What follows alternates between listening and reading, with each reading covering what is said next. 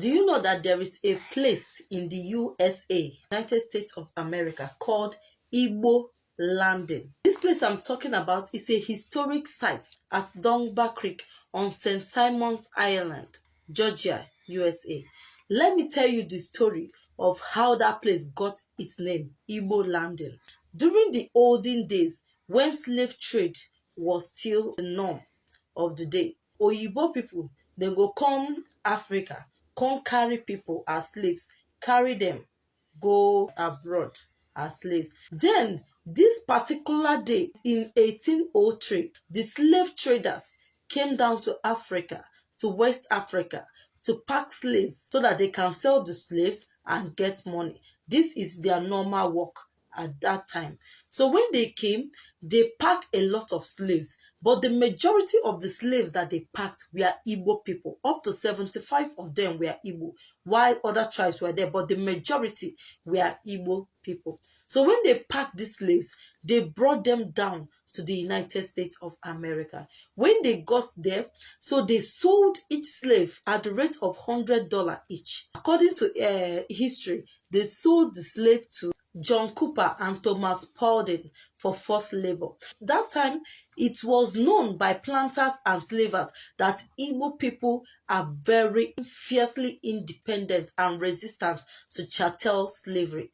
Chattel slavery is a case whereby the enslaver owns the slave. If he owns a livestock, he can buy and sell them at his own will. So Igbo people were known for being fiercely resistant to chattel slavery. So when they bought them, they now put them in a smaller ship called the schooner York that will transfer them to the island where their owner stays, where they can work for the owner. But along the line, when they were transporting these Igbo people to this place, this group of Igbo people rose up in rebellion. They revolted and they attacked those that were riding the ship. They attacked them, drowned them, and they took control of the ship. When they took control of the ship, they managed to bring the ship to land. So when they brought the ship ashore, all of them came down from the ship. History also said that this group of Igbo people were under the command of an Igbo chief that was among them that time. When the ship landed, they all came down from the ship. Do you know where the ship landed? This ship landed at this particular place they are calling Igbo Landing, at that St. Simon's Island. So when they landed, they all came down from the ship. When they came down from the ship, they said, no, we are not going to go into slavery. Instead of us to go into slavery, we rather take our lives. So they all held hands together. When they held hands together, they walked in unison, singing in Igbo, the water spirits brought us here, and the water spirits will take us home.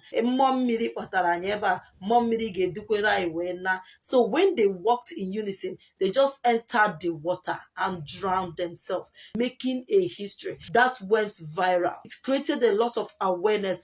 People were shocked that some people can take their life instead of going into slavery. That was among the first cases that was recorded as freedom fighting against slavery that was recorded in history. So that particular place where they drowned themselves got the name Igbo Landing. Their fight gave the rise in resistance of slavery at that time, which is one of the fights that led to abolishment of slavery.